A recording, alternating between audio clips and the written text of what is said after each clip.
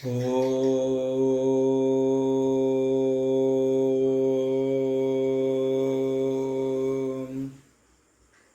नमो भगवते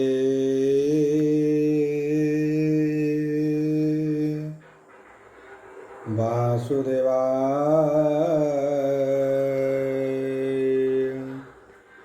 ॐ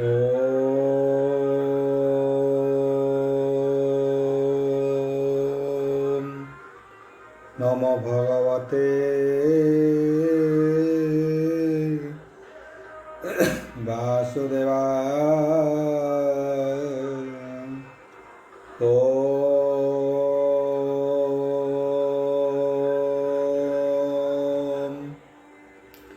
मंगलाचरण वागीस्य जस्य वदने लक्ष्ये सुज च वक्ष्यसि जसते हृदय वसति तनुश्रियं भजे विश्वसर्वदिवालक्षणं श्रीकृष्णाख्य परध्याम जगद्धाम नमामि तत माधव माधव वश्च सर्वसिद्धिविनायते वन्दे परस्परत्यं परस्परं प्रियलोकं मूकं करति वाचलं पङ्गुलङ्घयते गिरि जत्कृपाः तमः वन्दे परमानंद हो माधव। जो ब्राह्मण रुद्रेणं तु स्तुतन्ति दैवस्तव देवसंग पद पश्यन्ति जो समज्ञा ध्यान वसते गदगदे मनसा पश्यन्ति जो जोगिना जसते न बुद्धि सुरासुरगण देवायस्तुते नमः नारायणं नमस्कृत्यं नरचैव नरोत्तमं देवी सरस्वती व्यासं ततो जयमुदीरयं निर्गलं कल्पितं फलविमुखाभिद्रव्ययुक्तं पिबतं भागवतं रसमलायितं प्रभु। त्रयोविंश अध्याय दशम स्कंद त्रयोविंश अध्याय शुक उवाच बोल प्रबंधवार हरि बोल कहन्ति व्यासहंक कुमार शुण राजन रसभर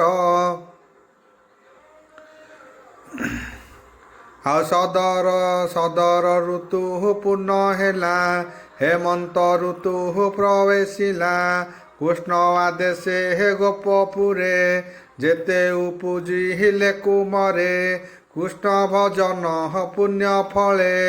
रमिले वृंदावन स्थले तुल्य वयसी वनवसे खेलती नाना खेल रसे हेमंत ऋतु देखी बने कल्पिले गौरी पूजने वेणु सब देह दिगरस गोपाले होइले हरस अब बहिष्य भुंजी एक बारे देवी पूजन्ति नदी तीरे अल्प रात्र हथाऊ नित्य यमुना जाती तो सचित स्नान सारी शीत जले बालुका स्थापी नदी तीरे पूजन्ति नाना द्रव्य घेनी जय सब देहे गीत ध्वनि हर गौरी करी ध्यान मने चिंतन्ति हि भगवान पूजार अन्ते हे पादे पड़ी गुपते करहन्ति गुहारी हे कन्ने हे कात्यायनी हि महामाई परम जोगे हेश्वरी तुही भोमात शंकर जुवती नंद कुमार हरियपति आनवरणे हे कार्य नाही प्रसन्न हुआ माता तुही 16 सहस्र गोप नारी बर इच्छिले हे नर हरि एकुअर के हे न जानती मने करिवे हे कृष्णपति होलंती कृष्ण हवस होई तापादे सेव नित्य जाई कृष्ण रमण भाव आसे तपसाधिले हे एक मासे अप्रभुत उठी हि गोपबाळी आनंदे देले हे हुलहुली न चालन्ति जुत होई मंगल नादे हे गीत गाई एकुआर के हे भुज कंधे कृष्ण भजन्ति हि गीत बंधे विविध हास्य रस भरे ମିଳିଲେ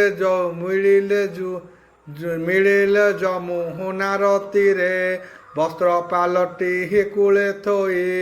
ଜଳେ ପଶିଲେ ଗୀତ ଗାଇ ଅନେକ ଆନନ୍ଦେ କେ କହିବନ୍ତ ଯାହା ରମିବେ ଗୋପୀନାଥ ଏକ ଆରକେ ଜଳ ପିଳେ ବୁଡ଼ି ଉଠିଲେ ନାନା ରଙ୍ଗେ ବୁଡ଼ନ୍ତି କୁଆରେ ଧରି ମୁଖ ସିଞ୍ଚନ୍ତି ଫୁଫୁ କରି କରନ୍ତି ହାସ୍ୟ ପରିହାସ୍ୟ ଏମନ୍ତେ ଜଳେ ଖେଳ ରସ ଶୁଣ ପରୀକ୍ଷ ନୃପବର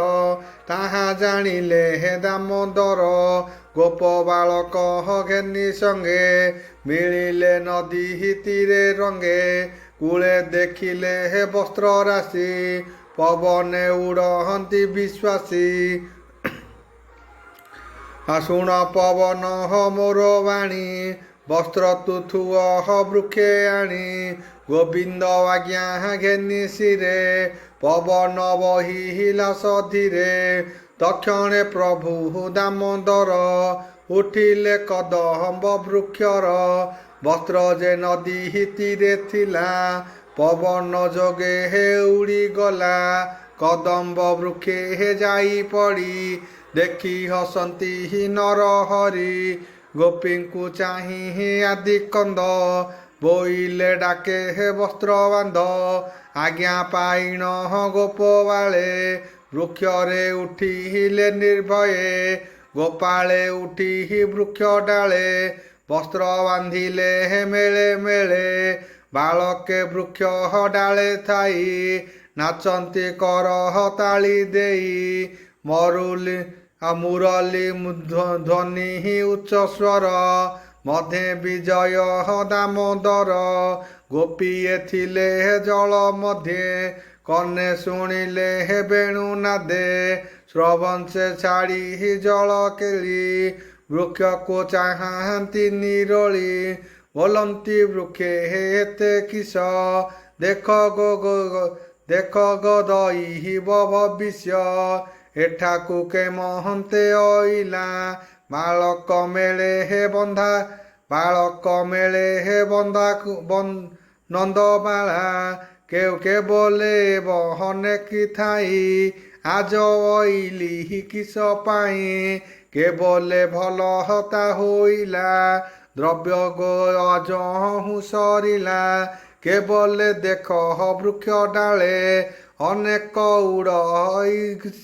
ଅନେକ ଉଡ଼ ହଇ ଚାଳେ କୂଳକୁ ଚାହିଁ ବୋଲନ୍ତି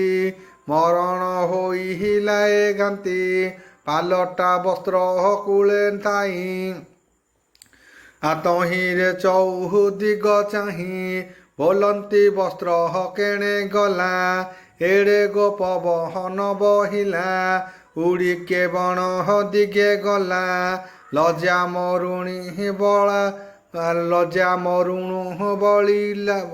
ବଳିଲା କିସ କରିବୁ ଆଜ ଲାଜେ କନ୍ୟାଏ ଭାଳନ୍ତି ବିକଳେ ବାସ ବଚଳ ଭାବଗ୍ରାହୀ କହନ୍ତି ଗୋପୀଙ୍କୁ ଅନାଇ ବସ୍ତ୍ର ଗବନେ ପଡ଼ିଥିଲା ପବନ ଉଡ଼ାଇ ଆଣିଲା ରୁଣ୍ଡ ଏ ବସ୍ତ୍ର ଆମ୍ଭେ ଆଣି ବୃକ୍ଷେ ବାନ୍ଧିଲୁ ଏହି କ୍ଷଣି ଆଉ ଏ ଯେବେ ତୁମ୍ଭର ହୋଇଲା ଆମ୍ଭର ଯଶ ଉପୁଜିଲା ଯେ ଯାହା ବସ୍ତ୍ର ଆସିନିଅ ଶୀତଳ ଜଳେ ଗୋନଥାଅ ଶୁଣି ଚକିତ ଗୋପବାଳୀ ବୋଲନ୍ତି ପଡ଼ିଲୁ ଅଞ୍ଜଳି ଏକୁଆରକେ ମୁଖ ଚାହିଁ ବୋଲନ୍ତି ଲାଗେ ହସ୍ତ ଦେଇ ହେମନ୍ତେ ଉପହବେ ନ ଲାଜେ ମନହୁ ବଳିଲା ତ ଆଜେ ଶ୍ରୀକୃଷ୍ଣ ମୁଖକୁ ଅନାଇ ବୋଲନ୍ତି କୋପ ଭର ହୋଇ ତୁ ଅଟୁ ଯଶୋଦାକୁ ମର ପ୍ରିୟର ନନ୍ଦ ମହାଖୁର ଜାଣିଲୁ ତୋର ବଡ଼ପଣ ଆମ୍ଭର ବସ୍ତ୍ର ଦେବ ଆଣ ପକାଇ ଦିଅ ବେଗେ ଡାକି ବୃକ୍ଷେ ବାଲଟା ଆମ୍ବ ଶାଢ଼ୀ ଏଡ଼େ ଲର୍ଜନ ପଣ ତୋର ବେଗେ ଶିଖିଲୁ ବେଣୁଧର ଶୁଣି ବୋଲନ୍ତି ଦାମୋଦର ଏ ବଡ଼ ନିହିତି ତୁମ୍ଭର ଯେ ପ୍ରାଣୀ ପର ଉପକାରୀ ତାହାକୁ ପଥେ ନେଇ ମାରି ପବନ ନେଉଥିଲା ବଳେ ଆଣି ବାନ୍ଧିଲୁ ବୃକ୍ଷ ଡାଳେ ତହିଁରୁ ଫଳ ମୁଁ ପାଇଲି ତୁମ୍ଭଙ୍କୁ ବସ୍ତ୍ର ଯେ ଯାଚିଲି ମୁତକି କଲି ପରିହାସ ତୁମ୍ଭରେ ମୋହରେ ବିଶ୍ୱାସ ଏବେ ଗୋ ବସ୍ତ୍ର ଆସିନିଅ ନ ଜାଣି କେତେ ଗାଳି ଦିଅ ମୋହର ଦେହେ ମିଥ୍ୟା ନାହିଁ ହସି ବୋଲନ୍ତି ଭାବଗ୍ରାହୀ ଶୁଣି ସାନନ୍ଦ ମନ ହୋଇ ଗୋପୀ ବୋଲନ୍ତି କୃଷ୍ଣ ଚାହିଁ ତୁ କୃଷ୍ଣ ଗୋପ ପୁରେ ସାର ବନ୍ଧୁ ବାନ୍ଧବ ଆମ୍ଭେ ତୋର ବସ୍ତ୍ର ପକାଇ ଦିଅ ତଳେ ପଡ଼ୁଛୁ ତୋର ପାଦ ତଳେ ଶ୍ୟାମ ସୁନ୍ଦର ତୋ ଚରଣେ ସେବା କରିବୁ ଦାସୀପଣେ ତୁ ଯେବେ ନ ଦେବୁ ପକାଇ କହିବୁ କଂସ ଆଗେ ଯାଇ ଶୁଣି ବୋଲନ୍ତି ଚକ୍ରଧର ତୁମ୍ଭେ ହୋ ଦାସୀ ଯେବେ ମୋର ବେଗେ କରିବ ମୋ ଉତ୍ତର ନ ଜାଣି କିମ୍ପା କୋପ କର ଯେ ଯାହା ବସ୍ତ୍ର ବାଛି ନିଅ ନଦେଲେ ରାଜା ଆଗେ କହ କଂସକୁ କିସ ମୋର ଡର ସଦର ମରିଲା ମୋହର ତାହାଙ୍କୁ ମୋର ଭୟ ନାହିଁ ଅନ୍ୟାୟ ନ କହିଲି ମୁହିଁ ଅନ୍ୟାୟ ନ କହିଲି ନା ମୁହିଁ ବସ୍ତ୍ର ପବନ ନେଉଥିଲା ଆଣିବା ଦୋଷ ହୋଇଲା ଏକଥା ତୁମ୍ଭଙ୍କୁ ଯୋଗାଏ ଧର୍ମ ହେଉ ଅଛ ନାଇ ତୁମ୍ଭେ ଅଧର୍ମେ ଯିବ ନାଶ ରାଜା କରିବ ମୋର କିସ କୃଷ୍ଣ ମୋହର କଥା ଶୁଣି ଗୋପୀଏ ମନେ ଗୁଣି କଣ୍ଠ ପ୍ରମାଣ ଜଳେ ଥାଇ କମ୍ପନ୍ତି କୃଷ୍ଣ ମୁଖ ଚାହିଁ ହରିଙ୍କୁ ଜିଣି ନ ପାରିଲେ ନିର୍ଭୟେ ଲାଜ ଉପେଖିଲେ ନିଜେ ଆଚ୍ଛାଦି ବାମ କରେ ତୀରେ ଉଠିଲେ ଲାଜ ଭରେ ଦୟା ସାଗର ଭାବଗ୍ରାହୀ ବୃକ୍ଷର ଡାଳୁ ବସ୍ତ୍ର ପେଇ ପାଲଟା ବସ୍ତ୍ର ଘେନି ବନ୍ଧେ ବୃକ୍ଷରୁ ଓହ୍ଲାଇ ଆନନ୍ଦେ ଗୋପୀଙ୍କୁ ସୁଧ ଭାବେ ଚାହିଁ ହସି ବୋଲନ୍ତି ଭାବଗ୍ରାହୀ ଏ ନୁହେଁ ତୁମ୍ଭର ଉଚିତ ବିଶେଷ କରି ଅଛି ବ୍ରତ ବିବସ୍ତ୍ର ହୋଇ ଦିଅ ଆଗେ ତୀରେ ଉଠିଲି ଆସି ବେଗେ ଏ ବଡ଼ ଅପରାଧ ହୋଇ ନରକେ ପଡ଼ି ବଡ଼ି ଯାଇ ଏ ଦୋଷ ନଥାଉ ତୁମ୍ଭର ଦେବତା କର ନମସ୍କାର ହସି ବୋଲନ୍ତି ବନମାଳୀ ଶୁଣି ଚକିତ ଗୋପବାଳୀ କପାଳେ ଦେଇ ଏକ କର ଦେବତା କଲେ ନମସ୍କାର ଦେଖି ବୋଲନ୍ତି ଯଦୁପତି ଶୁଣ ଗବର ଯଜୁବତୀ ଏକ ହସ୍ତରେ ନମସ୍କାର ଏ ତୁମ୍ଭ କେବଳ ଆଚାର ଶାସ୍ତ୍ରେ ଶୁଣିଲା ତୁମ୍ଭ ନାହିଁ ମୁଁ ତାହା ଅଳପ ଜାଣହି ଶୁଣ ଗो ନାରୀ ଏକ ଚିତେ ବିପ୍ରେ କହନ୍ତି ଦେବ ମତେ ଯେ ଦେବ ଗୁରୁ ଏକ କରେ ନମନ୍ତି ଅଜ୍ଞାନ ଭାବରେ ତାହାର ଛେଦି ଯେବ କର ସେ ଅପରାଧୁ ହୋଇପାର ହୋଇଲେ ଯେତେ ଜନ୍ମ ନୋହିଲେ ଯେତେ ଜନ୍ମ ହୋଇ କର ଯୁଗଳ ହତା ନଥାଇ ଶୁଣି କୁମାରୀ ଭର ରସ ଭର କପାଳେ ଦେଲେ ବେନି କର ହୃଦୟରେ ଲାଜ ଭୟ ନାହିଁ ଦେଖ ସାନନ୍ଦ ଭାବଗ୍ରାହୀ ନିର୍ମଳ ଚିତ୍ତ ତାହାଙ୍କର ଜାଣିଲେ ବ୍ରହ୍ମାଣ୍ଡ ଠାକୁର ଗୋପୀଙ୍କ ଭାବେ ଦୋଷ ହୋଇ ଯେ ଯାହା ବସ୍ତ୍ର ଦେଲେ ନେଇ ଗୋପୀଏ ପିନ୍ଧି ଯେଝା ବାସ ମନ ସାନନ୍ଦେ ହସ ହସ ଦେବତା ପୂଜାର ବିଧାନ କୃଷ୍ଣକୁ ବରିଛନ୍ତି ମନ ଲାଜେ ରହିଲେ ଶିରପତି କୃଷ୍ଣକୁ ଚାହିଁ ନ ପାରନ୍ତି କୃଷ୍ଣ ଜାଣିଲେ ତାଙ୍କ ମନ ଗୋପୀଙ୍କି ହୋଇ ସାବଧାନ ହସି କହନ୍ତି ଜନାର୍ଦ୍ଦନ ମୁହିଁ ଜାଣଇ ତୁମ୍ଭ ମନ ଯାହା ମାଗିଲ ଦିଅ ପୂଜି ସେ କଥା ଅଛଇ ମୁଁ ନିଜେ ମୁହିଁ କରିବି ଯାହା ସତ୍ୟ ବୋଲନ୍ତି ପ୍ରଭୁ ଗୋପୀନାଥ ମୋର ଚରଣେ ଯାର ଚିତ ପୁଣି ବିଷୟେ ହେଲେ ରତ ଜନ୍ମ ମରଣ ତାର ନାହିଁ ଭାଜିଲା ଧାନ ପ୍ରାୟ ହୋଇ ଏ ବୃନ୍ଦାବନେ ଗୁପ୍ତେ ଥାଇ ତୁମ୍ଭଙ୍କୁ ରମିବଇ ମୁହିଁ ସଂକଳ୍ପ କଲହ ବ୍ରତ କରି ହସି ବୋଲନ୍ତି ନରହରି ଏମନ୍ତେ କୃଷ୍ଣ ଆଜ୍ଞା ପାଇ ଗୋପାଳେ ଗଲେ ତୋଷ ହୋଇ ଗୋବିନ୍ଦ ପାଦେ ଚିତ୍ତ ଥୋଇ ମିଳିଲେ ନିଜ ପୁରେ ଯାଇ ଗୋପାଳ ମେଳେ ଦାମୋଦର ଗାଈ ଚରାଇ ଗଲେ ଦୂର ନିଧାଗ କରି ତେଜ ଲାଗି ପାଏ ହୋଇଲେ ଦୁଃଖ ଭୋଗୀ ଚରାନ୍ତି ଗୋରୁ ଗୋପ ମେଳେ ଶୀତଳ ଚରୁ ଥାଇ ଜଳେ ବୃକ୍ଷକୁ ଚାହିଁ ଦାମୋଦର କହନ୍ତି ପୁଅଙ୍କ ଆଗର ହେ ହସ୍ତ କୃଷ୍ଣ ହେ ସ୍ତକ କୃଷ୍ଣ ମିତ୍ର ମୋର ଶ୍ରୀଦାମ ଅର୍ଜୁନ ସୁବଳ ଆଉ ଅଶ୍ରୁବିଳାସ ଦେବଶ୍ରୁପତି ଦେଖିଏ ବୃକ୍ଷଙ୍କ ମହତି ପରେ କରନ୍ତି ଉପକାର ସୁଜନ ପ୍ରାଣୀଙ୍କ ବ୍ୟବହାର ଶୀତ ବରଷା ଗ୍ରୀଷ୍ମ ଦୁଃଖେ ହସି ଆମ୍ଭଙ୍କୁ ନିତ୍ୟ ସୁଖେ ଧନ୍ୟ ଜୀବନ ଏହାଙ୍କର ସାଧନ୍ତି ପ୍ରାଣୀ ଉପକାର ସୁଜନେ ଘରେ ଜେନେ ଯାଇ ଅତିଥି ନିରାଶ ହୁଅଇ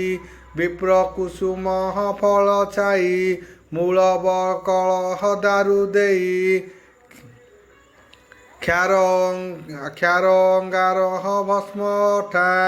ଗୃହକୁ ସାଜି ବାଡ଼କା ଏତେ ପ୍ରକାରେ ସେବା କରି ନିତ୍ୟ ଉପହରକାରୀ ଏହାଙ୍କ ପ୍ରାୟ ଯେବେ ହୋଇ ସଂସାର ମଧ୍ୟ ଦେହ ବହି ମନ ବଚନ ମଧ୍ୟ କରି ଯେ ହୋଏ ପର ଉପକାରୀ ଦିନ ହରନ୍ତି ଦୁଃଖ ସୁଖେ ସେ ଧନ୍ୟ ହୋଇ ପାରେ ଲୋକେ ପ୍ଲବନ ଫଳ ଦେଲେ ଦଳେ ତରୁର ଲମ୍ବୁ ଡାଳ ତଳେ ଗୁରୁ ଗୋପାଳ ଘେନି ସଙ୍ଗେ ମିଳିଲେ ଯମୁନାର ଲାଗେ ଶୀତଳ ଜଳ ପାନ କରି ବୃକ୍ଷର ତଳେ ନର ହରି କୃଷ୍ଣକୁ ଚାହିଁ ଗୋପବାଳେ କହନ୍ତି କ୍ଷୁଧାହାର ଆକୁଳେ ସେ ରାମକୃଷ୍ଣର ଗ୍ରତ ନମ ଦାସ ଜଗନ୍ନାଥ ଇତି ଶ୍ରୀମଦ୍ଭାଗବତେ ମହାପୁରାଣେ ପରମାସ୍ୟା ସଂହିତା ଦଶମ ସ୍କନ୍ଧେ ପୂର୍ବାରୁଦ୍ଧ ଗୋପୀବସ୍ତ୍ରପହରଣ ନାମ ତ୍ରୟୋବିଂଶ ଅଧ୍ୟାୟ।